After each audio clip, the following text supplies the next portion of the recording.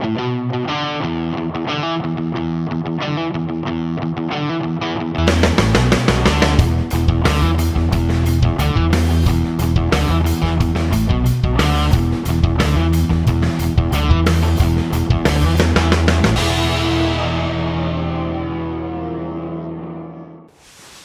à tous, bienvenue dans notre émission Viens chez moi, j'habite à la Paillade.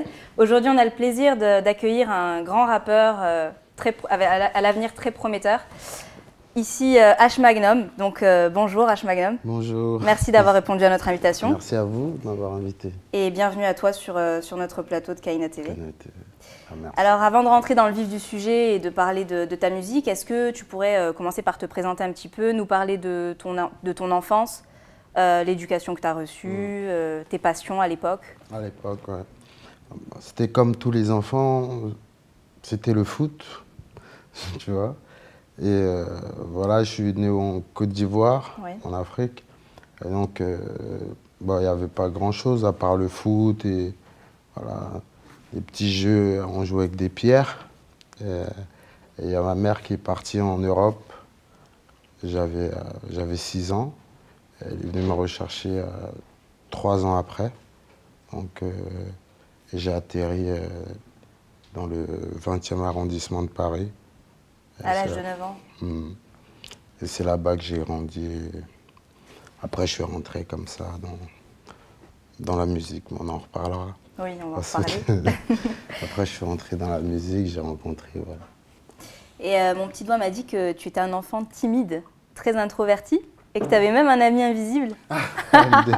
C'est vrai ou c'était juste une façon de parler?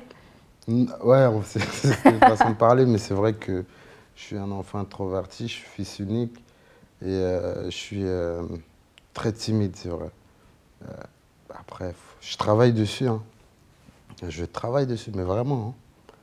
Parce que je suis facilement intimidé, mais sauf sur scène. Oui, c'est ça qui est étonnant en fait. Le paradoxe, c'est que sur scène, au contraire, tu es, sur scène, tu es à l'aise. Voilà, c'est-à-dire que quand je me suis Même là, je suis intimidé, là, tu m'intimides, là.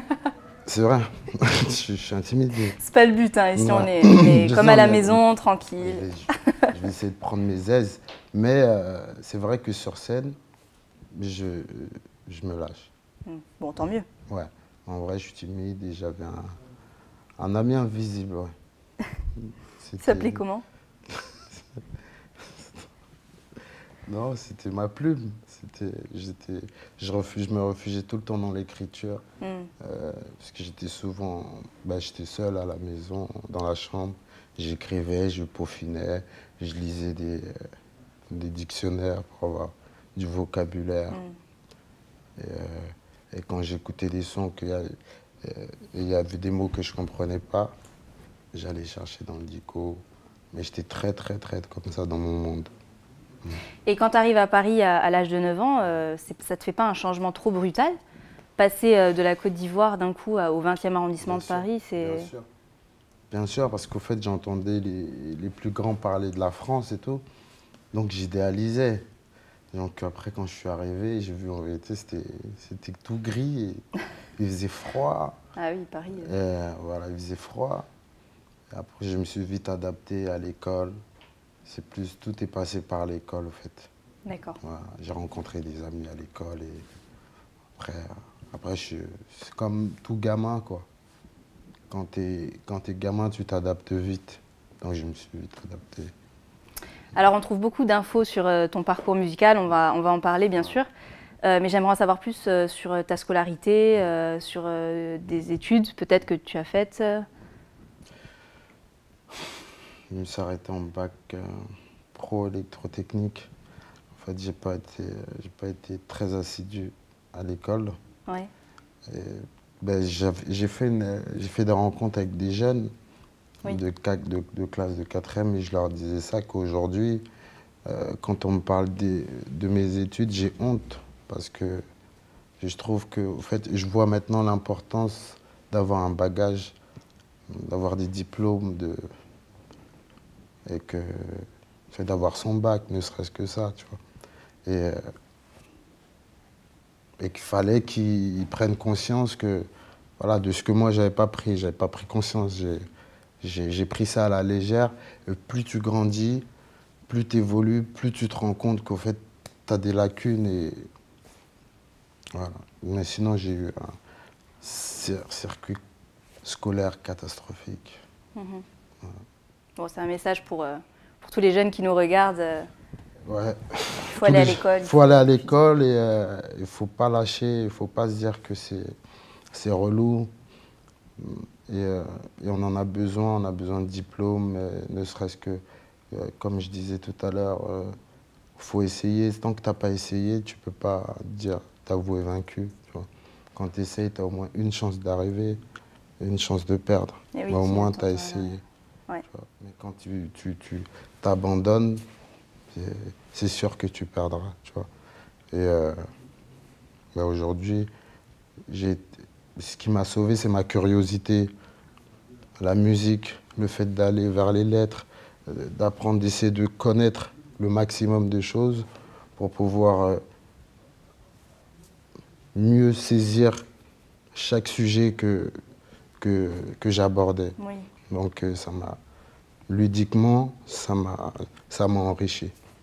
Alors tu commences la musique très tôt, à l'âge de 9 ans, à Saint-Blaise, donc tu le disais, dans le 20e arrondissement de Paris, et tu rejoins le groupe Laconite. Laconite. Un mot là-dessus? C'est des potes d'école, tu vois, tout a commencé à l'école. Hein. C'est des potes, des amis d'enfance. On a commencé, j'ai commencé en 5e. C'est tôt, c'est très tôt. Hein. Ouais, 5e. On a commencé à écrire, on écoutait les sons. En fait, au début, on reprenait les textes des rappeurs. Et après, on a décidé d'écrire nous-mêmes. On a été encadré par un éducateur, petit à petit, comme ça, qui nous a donné plaisir. Et on faisait des voyages pour écrire. Et petit à petit, on a sorti un petit projet qui s'appelait Couleur Originale, qui a bien marché. Et ça a fait qu'on s'est retrouvés sur des compiles après. Et on s'est dit, ça nous a sortis du quartier, au fait. Ça vous a aidé, oui. Ça nous a aidé à voir autre chose, à rencontrer d'autres gens. Et ben, c'est ça. C'est le côté merveilleux de l'art. Et quand on écoute Laconite, le premier truc qu'on se dit, c'est que c'est du rap brut, direct. Finalement, ça te ressemble pas tellement. En tout cas, pas au style que tu as maintenant, on va dire. Au fait, la musique, c'est un cheminement. Et à l'époque, j'avais 2 groupes. J'avais Laconite, un groupe parisien, donc avec mes amis d'enfance, et j'avais l'Injection Lyricale, qui était un groupe du 93, oui. Et qui était très musical. Et donc, je me suis inspiré de ces 2 choses-là. Donc, je viens du rap très dur, et j'ai aussi connu la musique, la musicalité, que j'ai connue aussi en Afrique. Parce qu'en Afrique, on chante plus qu'on rappe. Et, donc, j'ai toujours eu les mélodies en moi. Et petit à petit, en évoluant, j'ai accouplé mélodie, rap. Avant, à l'époque, on faisait que du rap pur. Oui. On s'évitait de mettre des mélodies sur des textes rap. Oui. Parce que ouais, ça faisait pas crédible. Et petit à petit, avec la venue de Section d'Assaut, je me souviens quand je les avais rencontrés, ce que j'avais apprécié en eux, enfin, on était ensemble, mais je ne savais pas qu'ils faisaient de la musique. Parce qu'on avait d'autres rapports. Et ils me disaient, ouais, on chante et tout. Et quand j'ai vu, en fait, ça ressemblait à ce que je faisais, parce que j'étais aussi l'un des premiers à mettre les mélodies dans les textes. Oui. Et eux, ils faisaient ça assumé. Moi, je ne l'assumais pas. Et petit à petit, ça s'est démocratisé dans la France comme ça. Et donc, pour moi, c'est la musique, c'est le rap, mais plus assumé, quoi, avec des mélodies. Donc, c'est du hardcore, pareil, mais chanté. Chanté, ouais. Mélodieux, on va dire. Voilà, ouais. Comme Idem, pour moi, c'est un son hardcore. C'est un son qui sonne, qui dure, mais pas dans le même sens que... Après, moi, je trouve que tu as des textes un peu plus... des sons un peu plus hardcore que Idem. On en reparlera après. Donc, tu te distingues très vite avec ton flow, tes paroles originales, ta voix. Et tu fais même la première partie d'Akon à Bercy en 2009. Ayam au Zénith de Paris en 2009 aussi. Comment tu expliques cette ascension? C'est incroyable. Ouais, c'est des opportunités comme ça qui arrivent dans la vie et faut les saisir. Et moi, j'avais jamais fait de grandes scènes. Moi, j'étais un freestyler de quartier. Je tournais dans les quartiers, des scènes ouvertes ou des fêtes de quartier. Et là, boum, j'ai été propulsé Zénith, 6 000 personnes, et Bercy, 17 000 personnes. Je ne pouvais pas dire non, tu vois. Oui, c'est énorme. Mais j'avais jamais fait, tu vois. Donc, et t'as pas flippé? Mais j'ai flippé comme j'ai jamais flippé de ma vie. J'avais plus de salive, c'est-à-dire que quand ils m'ont dit ça va super vite, c'est en mode ça défile. Ouais. Ils reviennent, ils disent c'est bon, vas-y. Ça veut dire que tu es là, tu es livré à toi-même et tu as 17 000 personnes. Mais je ne l'ai même pas vécu, mais c'est une grosse expérience. Après, j'ai fait des zéniths et tout, mais ça m'a propulsé et j'ai vu au fait ce que c'était que la scène. Et oui, ouais, la scène, la vraie. Ouais. La vraie. Cette opportunité, c'est mon producteur qui l'a eu. Et je l'en remercie. Mais c'est comme ça dans la vie, c'est pour ça qu'il ne faut pas lâcher quelquefois. Tu fais des petites choses et ça peut arriver de là où tu ne t'attends pas. On va venir, on va te dire « Ah, Kaina, tiens, on te demande une chroniqueuse sur Canal+. » Le boss, j'ai recommencé, ils vont prendre ma présentatrice. Tu sais, on ne sait jamais. Ouais, parce que clair. Tu fais des petites choses, au fait, tu ne sais pas qui peut tomber dessus et qui va dire, par exemple, « Ah ouais, mais j'aime bien cette jeune fille, je trouve qu'elle est pertinente. » Et voilà, et tu vas te retrouver projeté en train de présenter le journal de France 2. T'imagines? On ne sait jamais. On ne sait jamais. Voilà. Donc, et du coup, en plus d'être rappeur, tu es parolier, tu écris des textes, et pas que pour toi. J'ai vu que récemment, tu avais écrit pour Kenji, par exemple, entre autres. Qu'est-ce qui inspire tes textes? Qu'est-ce qui t'inspire pour écrire, justement? Moi, j'écris, j'ai une manière très spéciale. Je me balade dans Paris, je mets le son et je tourne dans ma voiture. Je prends les quais et j'écris. Ça veut dire que je m'inspire de la ville, de tout ce qu'il y a autour de moi, de ce que je vis. C'est plus selon mes humeurs. Et j'écris tard. Je tourne vers minuit, 2 heures du matin. Ah oui. Ouais. Sincèrement. J'ai écrit tout mon album comme ça. J'ai tout écrit comme ça. Même les sons pour Kenji, je les ai écrits comme ça. Je rentre dans ma voiture, j'allume, je roule, je suis tout seul. Et j'écris. Et je me lâche. Parce que je suis très timide, donc je fais les choses seul. Donc je me lâche, j'écris dans la voiture. Quand j'arrive au feu rouge, j'arrête de chanter. Après, je redémarre. Et c'est comme ça. Je m'inspire de la ville, de tout. Et c'est ça qui fait des textes très jolis, engagés. Des textes de qualité, des textes sensés, avec un message. Avec une profondeur. Pour moi, chaque chose, en fait, chaque personne ou chaque chose, chaque objet a un mot approprié. Ça veut dire, pour parler de quelqu'un qu'on aime, on va essayer de trouver les mots les plus beaux pour décrire cette personne, pour essayer de parler de quelque chose qui est un peu futile. Tu vas trouver des mots, tu vois, c'est-à-dire que le texte, tu vas le mettre, tu vas l'ajuster à... Je me prends trop la tête. C'est-à-dire que je me dis, voilà, mais ça se verra dans mon album qui sort en mai, fin mai, qui s'appelle Gotham City. Oui. J'ai plein de sons comme ça. Et chaque son, chaque propos, chaque thème a sa lourdeur de mots. Ça veut dire que tu ressentiras le respect ou le désir ou l'amour de la personne dans les choix des mots qu'il va prendre pour parler de toi. Pourquoi prohiber? Quel message tu veux faire passer avec ce titre? Au fait, c'est que je disais qu'à travers ce titre, je veux dire qu'on raconte tellement des choses vraies qu'on préfère que nos sons sont mis de côté, prohibés, parce qu'on préfère abrutir les gens, on préfère leur donner ou même leur donner et nous pousser à faire des choses assez légères. Tu vois, c'est-à-dire que quand c'est plus léger, ça passe plus facilement. Et quand c'est plus profond, quand ça transpire la sincérité, c'est prohibé. Alors qu'on ne veut pas éveiller le peuple. Donc, tu comprends pourquoi nous sont prohibés, parce qu'on a grandi dans des endroits difficiles. Et donc c'est pour ça que j'ai fait le clip en Afrique, pour montrer aussi le côté où l'Afrique, c'est un truc qu'on ne veut pas regarder. Oui, on bien sûr. préfère regarder Miami, par exemple. Forcément. Quoi qu'on a le droit, mais il y a la place pour toute chose.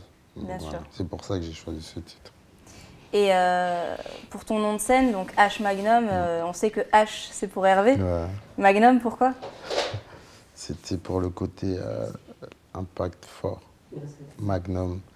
Magnum, c'est toujours le plus fort. Que ce soit l'arme, la glace, le truc. Mais c'est toujours le truc ou le champagne. Toujours le plus fort, c'est ce côté-là, Magnum. Et ton album, tu l'as dit tout à l'heure, Gotham City, donc va sortir, il sera bientôt dans les bacs. Tu l'avais annoncé pour début 2015. Ouais. Donc ça sera pour mai. Mais Gotham City, tu vois, dans le clip Prohibé, par exemple, tu vois écrit Gotham City, c'est le nom du quartier, c'est là-bas que j'ai tourné. Et c'est pour ça que l'album s'appelle Gotham City, c'est là-bas que je suis né. Et ouais, mais... C'est toi qui l'as écrit? De A à Z. De A à Z. Chapeau. Merci. Et sincèrement, je prends beaucoup de risques. J'aurais pu faire quelque chose comme dans Fan Dream, c'est une mixtape que j'ai fait avant Gotham City. On va en voir un extrait d'ailleurs. Qui est Fan Dream et qui aurait pu être plus rap, plus léger. Mais Gotham City, ça me tenait à cœur. Et je me suis dit, peut-être c'est mon premier et dernier album. Je ne vais pas mentir à moi-même, je ne vais pas faire semblant. Je vais être vrai.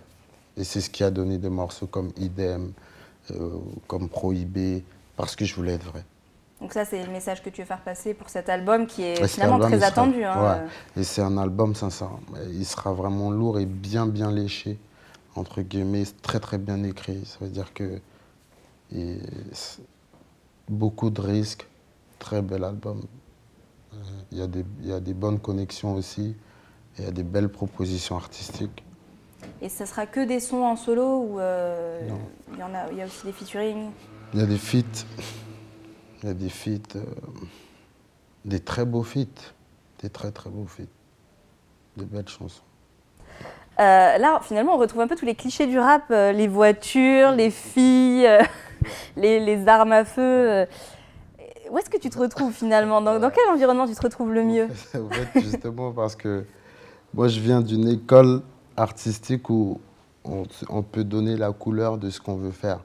On ne travaille pas au hasard. Et je me souviens quand on a fait Fan Dream, à la base, je partais sur Gotham. Et avec Gims, c'est Gims qui m'a proposé en plus de faire une mixtape. Je lui ai dit, ben, dans ce cas, on va faire une... Parce que Maître Gims aussi, il est connu pour faire des gros hits, tu vois, des chansons. On va partir sur du rap dur. C'est-à-dire que même la pochette de l'album, c'est du cuir, c'est noir, c'est dark. On va faire du rap dur, que du kickage. Et ça veut dire quoi? Que finalement, il n'y a que la violence qui marche pour le rap? Non, c'est pas que la violence qui marche. Au fait, c'est comme un tableau. C'est que là, ce tableau-là, il sera noir. Tu vois?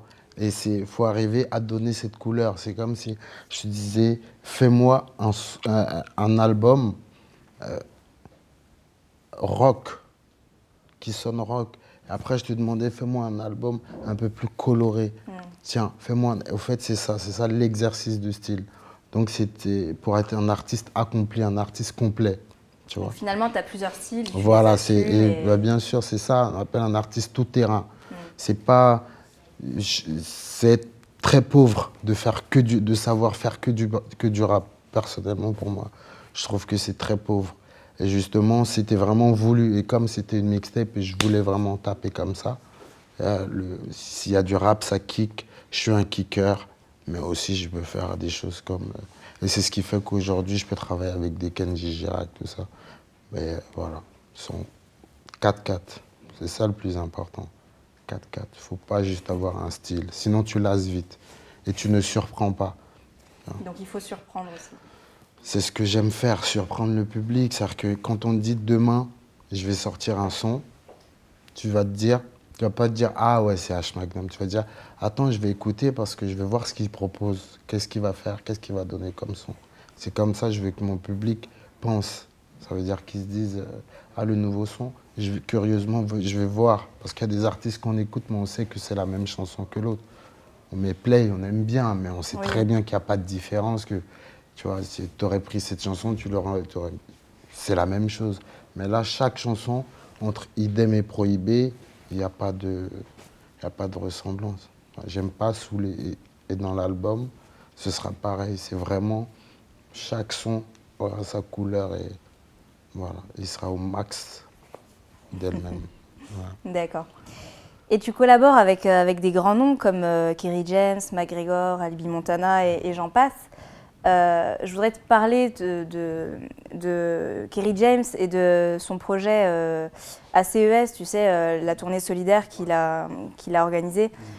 Et le concept, finalement, c'est d'offrir une bourse d'études aux lauréats de banlieues, de quartiers populaires.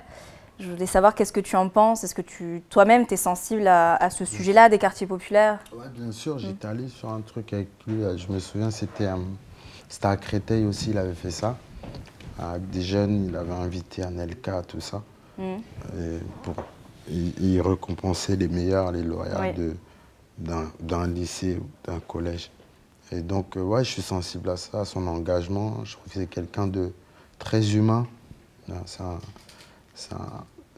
Comment dire, c'est un personnage. C'est pas simplement un artiste, c'est un être humain qui est épais et c'est des gens comme ça qui m'intéressent sur mon parcours. Je pense que c'est des gens comme ça que j'ai envie de rencontrer. Des gens qui sont pas lisses, des gens qui dégagent quelque chose et qui s'engagent et qui prennent des risques. Et Kerry James, c'est pas un artiste banal. Voilà. Et j'aime beaucoup, c'est un ami. J'aime beaucoup Kerry James. Je trouve que c'est un artiste qui prend des risques, qui s'engage et qui est sincère. Parce que on peut faire du son, rester chez soi et kiffer la vie. Il y en a qui font ça, qui font du son pour kiffer, ils ont le droit. Mais c'est pas ce qui m'intéresse, mais je dénigre pas. Mais il n'y a pas que ça, il y a aussi des choses autour, il y a aussi... Voilà. Et le monde, il y a plusieurs palettes, il y a des gens des gens qui prennent leur sac à dos, qui vont aider des gens dans un autre bled, en même temps c'est leurs vacances, et t'en as qui préfèrent bronzer sur la plage. C'est des visions différentes, ça ne veut pas dire qu'il y en a un qui est pire que l'autre. Et toi-même, si tu es sensible à ce sujet des quartiers populaires, c'est parce que tu y as grandi ou il y a aussi d'autres raisons? Ouais, parce que moi tu vois le clip là, donc je ne peux qu'être sensible, tu vois. Et je suis un enfant du ghetto, sincèrement. Et chaque fois, je me remets en question pour être compatible avec l'autre. J'ai pas de lien social, ça veut dire que j'ai grandi que dans la rue, moi. Je suis à l'aise que dans la street.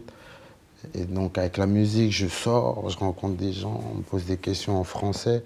Je suis obligé de répondre en français, être clair. Donc, ça fait que je vois et je vis ce que vivent d'autres personnes. Tu as des gens, tu vois, la barrière de la langue. Tu parles français, mais tu ne parles pas le français qui fait que tu peux aller vers l'autre.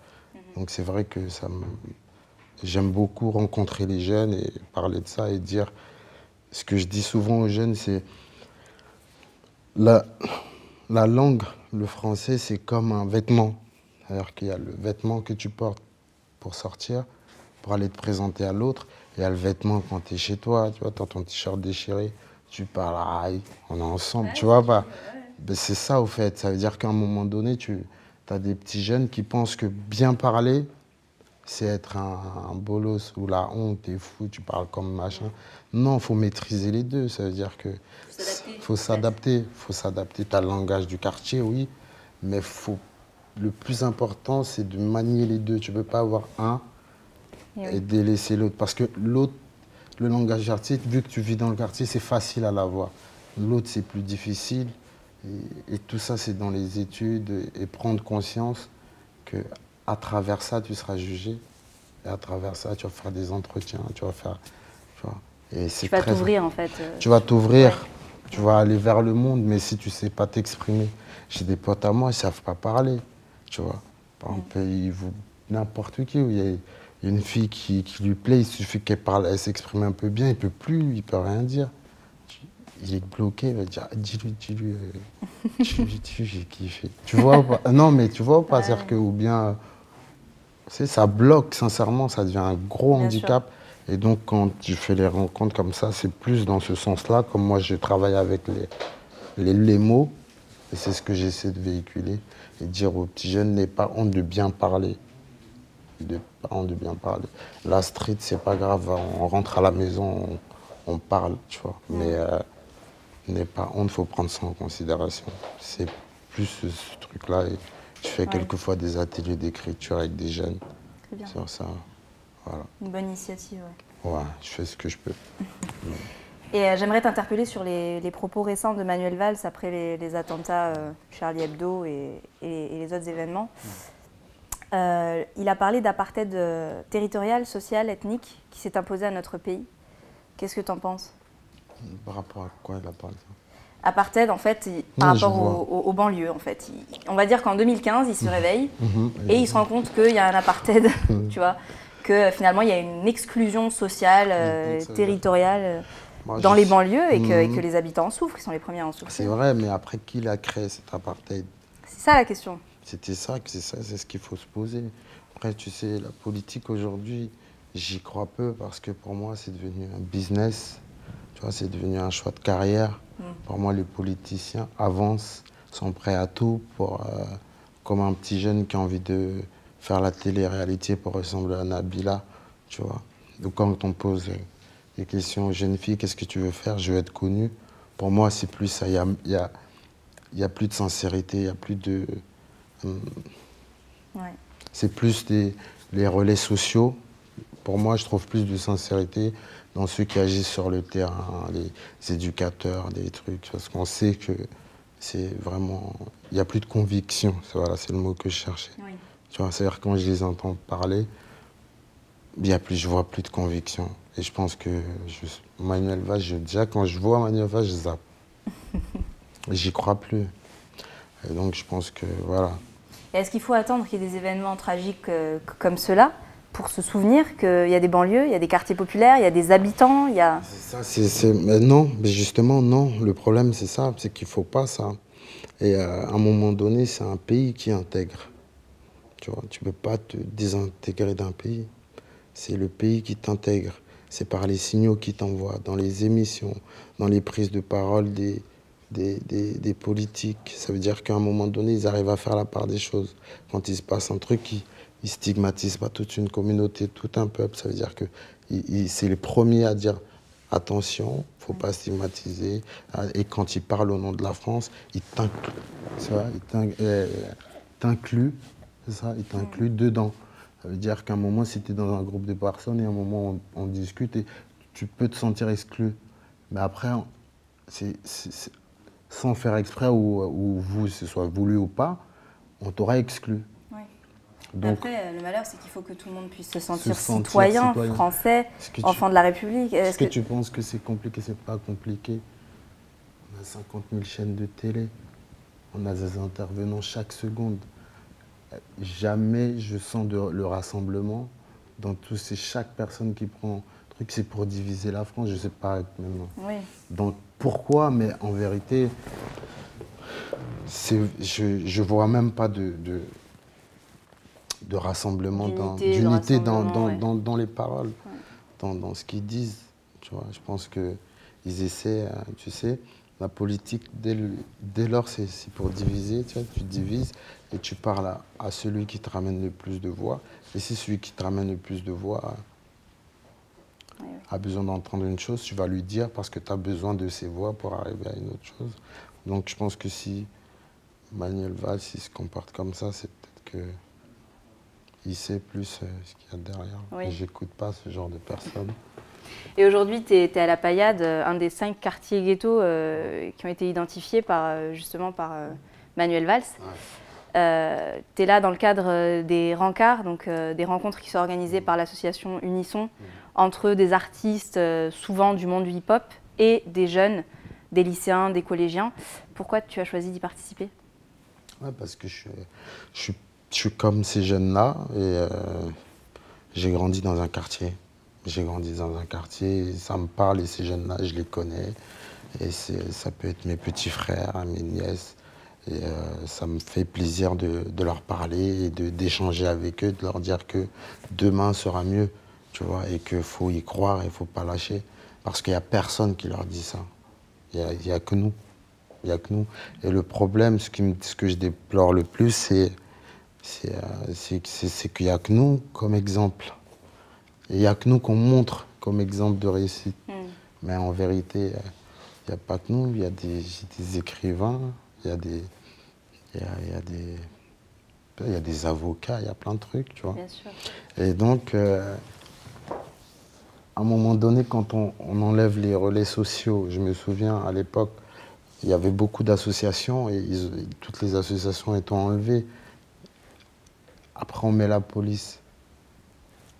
Après, on vient nous dire que, tu vois, après, quand on délaisse un truc, c'est des endroits qui ont été délaissés. Et à chaque fois, on attend quand il y a le pire pour en parler. Et ce que je suis en train de dire, je ne suis pas le premier à l'avoir dit. Et je ne serai pas le dernier, tu vois. Donc, j'y crois plus à la politique, sincèrement. Je crois aux acteurs sociaux. Je ne crois pas aux politiciens. Bon, Manuel Valls, il ne viendra pas ici 150 000 flics. Tu vois? C'est-à-dire qu'il ne pourra même pas faire ce qu'on fait. C'est être vraiment avec les jeunes pour voir ce qu'ils pensent, qu'est-ce qu'ils disent. Et puis leur donner de l'espoir. Et leur donner de l'espoir. Il ne le fera pas, il ne les rencontrera jamais. Jamais il rencontrera ces jeunes. Bon, l'essentiel, c'est que vous le fassiez, c'est déjà une bonne chose. On le fait, c'est naturel. Et on le fera toujours parce qu'on aime le faire. Et parce qu'on est sincère et on veut vraiment que chaque personne tire son épingle du jeu de la vie. Tu vois, ça veut dire que chaque personne arrive à quelque chose à construire. Tu vois, on n'est pas prêt à tuer 100 000 personnes pour accéder à un pouvoir. Ou quoi. Des artistes, non, des hommes de la vie, du plaisir, pas des politiciens. Ce sera le mot de la fin. Ouais. Merci beaucoup d'être venu dans notre émission. Alors, j'ai un petit cadeau de la part de toute l'équipe de Kaina TV pour toi. Ah, mais lourd. Lourd. Ah, comment vous saviez que je faisais du L? Non, en tout cas. Et puis, on va te demander de signer le livre d'or. Voilà. Viens chez moi, j'habite à la Paillade. C'est le nom de l'émission. Ouais. Non. Le livre d'or. Même mon mot préféré. Lourd. Voilà, donc moi j'en profite pour dire au revoir à tous nos téléspectateurs. Merci de nous avoir suivis. Je rappelle que vous pouvez voir et revoir l'émission sur notre site www.kaina-tv.org. Et je vous dis à très bientôt pour de nouvelles émissions. Ciao, ciao!